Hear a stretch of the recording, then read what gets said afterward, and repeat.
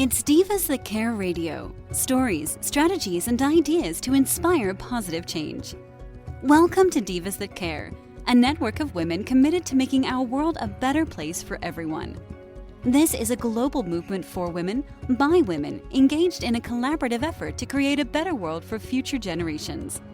To find out more about the movement, visit divasthatcare.com after the show. Right now, though, stay tuned for another jolt of inspiration. Hello to all. Welcome to Divas That Care Network. I am Joyce Benning, and I will be your host for this robust lifestyle show. Please check out our website, divasthatcare.com, and see all the amazing hosts and their shows of women they're interviewing around the world. I am just overly excited today to have a returning diva, Kate Neligan, with me, whom is an equine-partnered coach. Kate will be one of my monthly guests and will be sharing her wisdom and knowledge with our listeners the third Thursday of each month at 11 a.m. Mountain Standard Time. Kate, could you please introduce yourself and tell our listeners a little bit about yourself today? Sure. Thanks so much for having me, Joyce. I'm so glad to be here. You are so welcome, Kate. I am so excited to have you on. Yeah, so a little bit about me. Let's see. I am a lifelong horsewoman and was a horse-obsessed kid, and I am a coach because I got my master's in spiritual psychology, which essentially is the study and practice of the evolution of consciousness. And we're trained in a lot of communication skills and counseling skills. And so I really bring that, as well as my intuition, to the really power of the horse, which is many layered. And we help people together in personal growth and professional growth. And really, it's transformational coaching. So people come in with challenges and they leave with solutions, and they leave feeling lighter because there's a lot happening in a session with a horse. Oh, wow. Oh, that sounds so exciting. Well, that explains why our topic today is why animal communication matters in equine-partnered coaching program. That just fits it perfect. And Kate, can you share a little, how do you use animal communication in your program with people?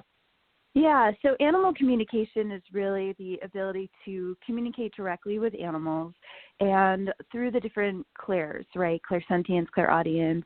And I, for the most part, hear the horses. They do send me pictures or feelings. And, you know, the horse really is my partner in the coaching arena. And so just like I would need to talk to a co-facilitator that's a human, and we would need to talk about the client, and we would need to communicate what we're going to do about helping the client, that is what I'm doing with the horse. And so learning animal communication, I think, is really important to bring that in so that we can have a greater partnership with the horse as the healer and the teacher and the coach. And it really deeply honors the horse. So the way I do it is I will often tell the horses what we're doing, who the client is before they come, and then I will be checking in throughout the session or the workshop to see what the horses have to share. And sometimes I will get clear guidance from my own intuition for the client, but then I like to go directly to the horses and ask them, well, what do you have to say about this? Or what could this client do? And the way that this started was very organic and natural. It's something that just happened to me. I started to hear the horses after an Earth Day meditation where I was sending just a lot of love to the horses. And I walked back to the barn and I could hear them talking. And one of them said to me, "I wish you were my mom." And I was just like, wait, what is happening? How can I hear the horses? And, you know, this was all something that I think I had always, you know, I've always believed in different intuitive gifts and spiritual powers and whatnot. I've always known that I had a lot of abilities since I was a kid, but I turned them off. And so with animal communication, I knew it was possible, but it was something that I used to go to others for and get readings so that I could know, you know, what my animals were saying. But then with the horses, because I was around them daily and I was really in my heart and in my body and I was really committed to hearing them, I think it just was a natural progression. It happened, it turned on, and then it became something like, hey, this is the best way to coach. This is the best way to honor us and to partner with us. It's not just human-centric anymore, and the horse is there just to do exercises with. Like, it's not about telling the horse what to do. It's really about listening to the horse. So it just became a more powerful way for me to coach. Oh, wow. Oh, that is incredible. I just love. And they're such majestic animals. I mean, they have so much character they bring in, and that is just so beautiful how it just kind of happened one day. That must have been kind of an aha moment for you at that time when you heard him say, "I wish you were my mom." It was very neat that I felt like I had tapped into an innate gift that we all have. And then what also happened is I decided to do training in it as well, because I did want to get really more formal understanding of what was happening, different ways to start a communication process. Some teach, different meditations. And I really wanted to kind of more formally understand what was actually going on, and also so that I could start to help others do it as well. So that was just a way that I am with everything. As soon as I become interested in something, I know that I innately have the ability to do it, but I like to go get more formal training to really grow that skill, to have a broader understanding, to have other people's perspectives, and then to kind of eclectically put it all together with my own understanding of the gift, and then it becomes even stronger. Oh, yes. Oh, that is just beautiful, because you learn from others and yet take what you feel in your heart and combine it all together. And what an explosion that can be then to help other people along with the horses. Oh, that is just beautiful. I love that. So when people do this, do they mainly come to you, or is there an opportunity too where, like, if someone is saying, I really wish I knew what my horse was telling me, I feel we are working through some problems, can you help them work through some problems and understand what that horse is trying to tell them, even through virtually? Yes. Yeah. Great question. Yeah, so I primarily use it two ways. One is with clients that come seek out equine coaching, equine-assisted learning with me and the horses that I work with, and they're working on their own personal challenges, and we are helping them. And so it's really about a communication with what I would call like my business partner. The horse is really there as my equal in the personal growth process. The other way that I use animal communication is often with other equine coaches who are wanting to learn their horse's gifts and skills in the process. So they're just starting out in equine coaching, and they want to work better with their horse. They want to know what their horse likes to do, what he doesn't like to do. And so I'll go to them and do an assessment, and I'll really get into a conversation with that horse to see also what they want to share about their human. So that way the human starts to work better with them as well. And so that helps actually increase the partnership as they step into doing this work in the equine-assisted learning space. And then I also, as kind of part of that, I work with people who have horses all around the country who often are going through a challenge with their horse. Either it's a relationship challenge that they're not connecting the way they would like to, or maybe there's been some trauma or fear and they're not riding and they want to be riding again, or the horse is going through something physically or emotionally, like they've had some grief that they've dealt with, or they're going through physical things, and we're trying to get to the bottom of it. And so I've done anything from an emergency, like, hey, the horse is colicking, to, where do we need to go together in our relationship, and how do we create a better bridge and bond.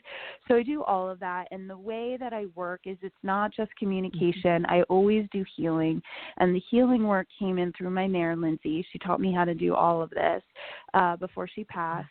And I will basically run clearing statements and then also do, like, essentially an empath body scan. so that I am in the horse's energy field and I know what's going on specifically with them. And they will show me anything and everything that they want me to know. And so, yeah, I've done this work from, I'm here in Colorado and I have clients in Florida and New Jersey and Oregon and all over. So it's been a really huge blessing to work virtually because it is just energy. We can tap right into the horses once we're trained to do so. And I just trust the work and I'm willing to share it. And so I go in and I voice record and then I share that recording with the human and we talk about it as well. Oh, my. Oh, that is just unbelievable how you can do it virtually through probably like a Zoom recording or something and help them in other states and help them work through their problems with that horse. Oh, my word. That is just beautiful. And I love how you said it's all you do like a scan. Can you explain a little more on detail on a body scan of the energy fields and how that all comes into play in the communication and healing? Sure, yeah. When I'm with a horse in person, I'll often put my hands on them and essentially pop into their energy field and know, like, if there's something going on in my right wrist, it's often their right leg down near their hoof. And so I'm looking into that area. Then I will often also scan through, I do a process my mare taught me around clapping and seeing where there's stuck energy on a horse. And I'll always find it. I had a client in California amazed that I went right to the part where her horse had been injured. And, we just started to clear up that energy so that the horse can move better and feel better. And so a lot of it is kind of clearing blocks with my hands when I'm in person. When I'm remote, the way I really do it is, in many ways, there's a thing called surrogation. In many ways, my body becomes like the horse's body. And all of a sudden, if they are having an issue with their left eye, my left eye will start twitching. And so I know really specifically, really clearly. And the reason I feel like this is not something I ever got trained in, this really was my mare. Lindsay was a horse, and so I spent a lot of time with her, and I feel in many ways that before she left, she was asking me to really step into this gift and was kind of daily helping me to practice what it's like to feel into the horses. And then after she passed, I feel like I retained just a lot of even her own horse energy and essence in my own system. So sometimes I feel more like a horse than a human at times, especially when I'm doing this work. And the horses seem to trust it and love it. They respond really fast and really quickly. I see a lot of licks and chews, a lot of yawns, a lot of them just stretching. I've had some fun stuff where, I'll ask a horse, what is it you most need? And it's like, I really, really need to run. And so I said, okay. And they were in a stall and I told they're human, and she sent me a video. All she did was turn him out in the arena and he just took off and did not stop galloping for a while. And she's like, I am laughing right now. And I got the video and it was like, it was immediate. It wasn't like he walked out into the arena and just, put his head down to graze or anything. He just went wild. So it's, there's a lot of confirmation, which is really beautiful. And so, yeah, I feel stuff in my body that the horses feel. I feel it very temporarily. It's not always comfortable, but it is in there, so I know exactly what it is, and then I clear it very, very quickly, and I clear it through different statements and also through intention. And I always also work with the horse ancestors and the heaven horses, so my mare on the other side, plus there's 6 other horses that I've worked with here on Earth that have transitioned, and I work with them. So they come in and help me with this work too. I'm not doing it alone ever.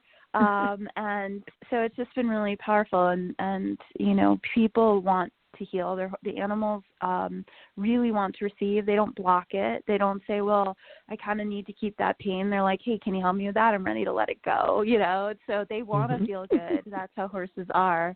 And sometimes they can take more than one session, but often there's really big changes in just one session. Wow.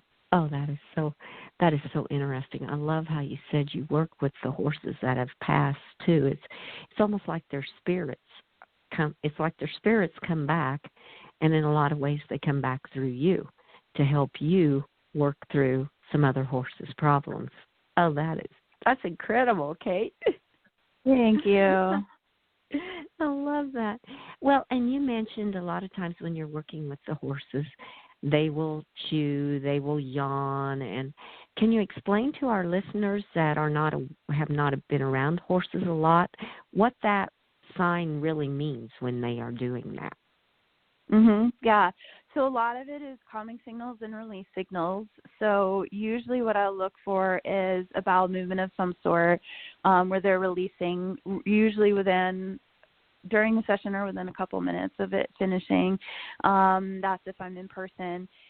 The licking and chewing is, for me, I've always thought of it as contentment, as a yes signal, an understanding. It's called a calming signal, but it is that the horse is relaxing. They're more in parasympathetic. And yawning is something I also do when I do this clearing work, and I warn people I can yawn, I can burp. It's oxygen in the body. It's moving energy, and it, again, like we are energy beings, right? We're in physical form, but we're really energy beings. So it's an understanding of energy. It's an energy intelligence that we have to have. And then I look for soft eyes. I look for a horse relaxing. I worked out a horse that I didn't know until after that was a really tense, kind of bossy lead horse that I heard people mumbling when they brought him into the arena for me to work on him. And I'm like, but I don't want to know these things. Go tell me in advance. And so I didn't know much about him, and I was there to practice a chakra thing that I was doing. And then he just totally dropped in and relaxed and was super quiet. You could tell he was receiving, so, and I would imagine this is how body workers also feel when they're working on humans. If the human's holding on and really tense, they're still in a lot of control energy versus really letting go and surrendering. And that's what the horses do through a lot of these signals. They're releasing energy, they're surrendering, they're allowing that parasympathetic nervous system to just turn on and be there. And they receive. They teach me so much about receiving because they really quickly receive and they quickly let go. And we can too as humans. Yeah. Oh, my. That was a great explanation of what they do because I know mine. I had when my natural barefoot trimmer's here, and I have one that he shows so much of that. He'll put his foot down when she's done and tests it like, okay, does this feel good? And when it does, I mean, he's just licking his lips like, oh, my, thank you. That felt so good. So I can totally relate. I just love that. It's that they talk to us in so many ways if you just watch them. It is so beautiful. That's incredible.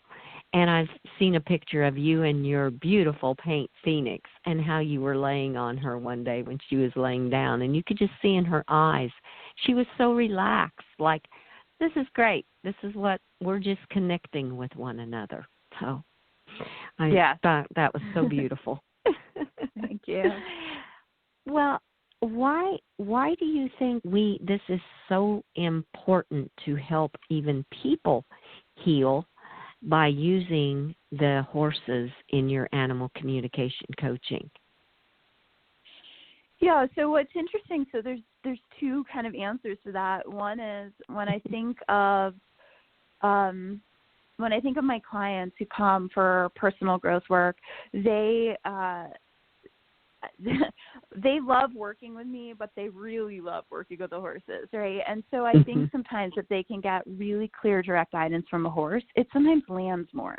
It lands more than just another human to human telling someone, hey, have you considered such and such? My mare once said to a client, we both got to a point where we're like, okay, what do you do next? And I just heard her say rise, and it's creating a book in me because it was a really powerful moment. She just said rise, and I just looked at the client and I said, she's saying to rise. And then it was just this like huge deep impact that became like a big power word for her. And it is something I think that lands deeper when we're using the actual words of the animal for the client. They will take it to heart more and practice it and say, well, this horse told me such and such, so I have to do it, right? There's a deeper almost commitment to it. And it's really unique, right? It's a really unique situation to have an animal talk directly to you, and most people don't get that, right? Like there's the whole Mr. Ed thing, but it's like, how do you really understand that, wow, this beautiful sentient being of course has a voice and of course can speak in its own way? Why wouldn't that be so powerful to someone to actually hear the words from an animal, right? So that's on the client side. And then on the other way it really helps humans to heal is when they get information from their own animal about what their animal needs from them. And just did this recently in Facebook Live when an animal's like, hey, I really need you to get more present with me. Or I really need you to come here and explain what we're going to do together, not just grab me and take me places, right? And actually really talk to me more and really get out of the mental space. Right? Like Phoenix has said to me, she needs me to do certain things around power. Like I need to step into my leadership more with her. She does not want me being super sweet all the time. I need to get big with her. And I don't always want to do that, but it's something she's asked for as a way that for her to respect me more and trust me more. Because she's lead mare and she wants me to step into that too. And she doesn't want me to be, as a human, the bottom of the horse hierarchy around her. She wants me to step up as an equal to her. So, these are really powerful legs that help us go deeper with our own personal transformation, because we're like, I got to do this for my horse, but I also have to do this for myself. And my horse knows what's best for me. My horse sees me. They know where I struggle. They know what I need. And maybe I should just listen to them, because I'm going to have a better life and become a better version of myself too. Oh my. Oh, how beautifully put. That is just gorgeous. So basically, I mean, I've always been told that a horse knows how you feel before you ever get to him. So what they are trying to do is to tell us to step into the person that we can really be. That is, oh my, how beautiful. And I love how you said Phoenix is the lead mare, so she wants you to be right along beside her as a lead person also. Yeah. Oh, that is incredible. That is really, really neat, Kate. Well, Kate, as we start, I just love all of this. This is just so interesting. How long have you been doing this animal communications in the equine-partnered coaching program?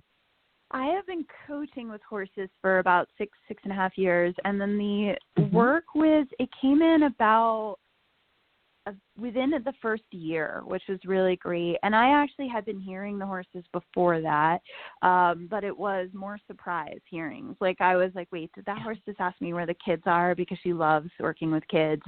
And it wasn't I wasn't as trusting of it as much. So it's been about 5 years, and then I've done about 3 different trainings with different individuals, or 4, and I follow a lot of different animal communicators, and I'm friends with some, because I think also sometimes when it's our own animals, as gifted as I may be, it can be, challenging to read our own animals sometimes, because our emotions in the way, or because we think we might know something, or we have different skill sets. Some people are really good at knowing, hey, this is, I think, actually the nutrition that your animal might need, right? Versus something else that's maybe more about emotional. I still usually go to the horses myself first, but like with my cats, I definitely go to someone else. And so I think it's important to have animal communicators around when you need them. Oh, yes. Oh, yes. It's kind of like each one maybe has just a little different special gift as an animal communicator. And you can all help one another grow and benefit from each other. Wow. That's called teamwork, girl. Yeah. I love that. Love that. Well, as we start to come to a close on this interview that has gone so quickly, what are some final thoughts that you would like to leave with all of our listeners today, Kate? Yeah, thank you. I think one big one is if you're listening and you're an equine-assisted coach, therapist, you're in the equine-assisted learning space, that, or even a trainer, right? I think that it's really important to get some training in animal communication. This is why I'm creating a training program that brings in the animal communication skills so that equine coaches can be more powerful in their work, so that they can honor and partner with the horses even more. And it's not about using horses or using horses as tools or just having horses do a bunch of obstacles and learning from them. That is a very kind of basic equine therapy, and that is okay. In some places, it's just not the way that I work or want to teach others how to work. And what the horses have really asked me to do is they've asked me to help blend these worlds, blend the world of animal communication and equine coaching, because not many are. And so that, I think, is one of my big missions, is encouraging people to get trained in animal communication as part of their certification process in equine coaching. And so I'm really glad to be starting to offer that. I've been doing it one-on-one for a while. So I think, yeah, that's kind of my suggestion, is to, if that resonates, to look into it, because it's really like actually saying, you know, I'm going to have a clear communication with my partner in this program. And you want to be able to hear your horse. You want to be able to hear when they're saying, I don't really want to work with this client today. Can you pick another horse? Or I don't feel so great after that client. Can you help clear me? Or, you know, this client really needs this. And sometimes they'll do stuff through body language, but what if we could take our skills even further than just reading body language? I think that that's something we owe the horses. Yes. Oh, wow. Well, now you mentioned you're doing some classes. How can some of our listeners, where can they connect with you so they can look into connecting and getting involved in your classes? Sure. So my current website is consciousrockstar.com. It is changing in the near future to kateneligan.com, and that is where everything will be. And then I have a Facebook group called Equine Rockstars, and my Instagram is Kate Neligan, Equine Coach. And so I'm happy to have a conversation with anyone that's interested in exploring this. It really, there's a process of learning trust through this and a process of learning confidence, because we can doubt ourselves. But the horses are here to help us with that so that we can step into this and just offer more powerful programs. I think those are going to be the programs that people choose in the future more than any other programs. Wow. Oh, that's great. And we will post your social media links so our listeners can connect with you. Oh, Kate, I just want to thank you so much for being my guest today. You gave so much knowledge and wisdom out there today. This was just incredible. I loved it. Thank you. I'm so grateful that you have so many amazing guests on at your show, and I'm so grateful to be a part of it on a monthly basis. So thank you. Oh, you are so welcome, Kate. And I want to remind our listeners that Kate Neligan will be doing a show with me every third Thursday of the month at 11 a.m. Mountain Standard Time. So I just want to thank all of our listeners for listening with me as I interview Kate Neligan, and be sure to share this interview with all of your friends and family, and check out all the hosts and their shows on divasthatcare.com. Have a fantastic day. Be kind to all. Give your animals a hug and share your love with them. And until we connect again on Robust Lifestyles, stay strong and healthy. Thanks for listening. This show was brought to you by Divas That Care. Connect with us on Facebook, on Instagram, and of course on divasthatcare.com, where you can subscribe to our newsletter so you don't miss a thing.